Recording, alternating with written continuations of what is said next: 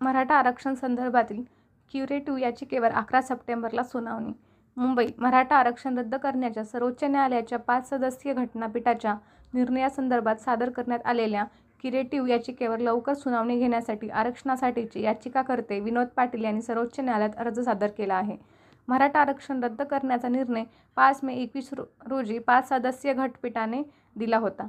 राज्य सरकारची फेरविचार याचिकाही फेटाळण्यात आली आहे. सरकारने सादर केलेली क्युरेटिव्ह याचिका प्रलंबित असून सरन्यायाधीश धनंजय चंद्रचूड, न्यायमूर्ती संजीव खन्ना व न्यायमूर्ती भूषण गवई यांच्या पीठाने या याचिकेवरील सुनावणी 11 सप्टेंबरला ठेवली आहे. विविध अभ्यासक्रमांच्या प्रवेश प्रक्रिया सुरू असून विद्यार्थी हिताच्या दृष्टीने याचिकेवरील सुनावणी आधी घेण्याची विनंती करणारा अर्ज पाटील यांनी सोमवारी न्यायालयात सादर केला आहे.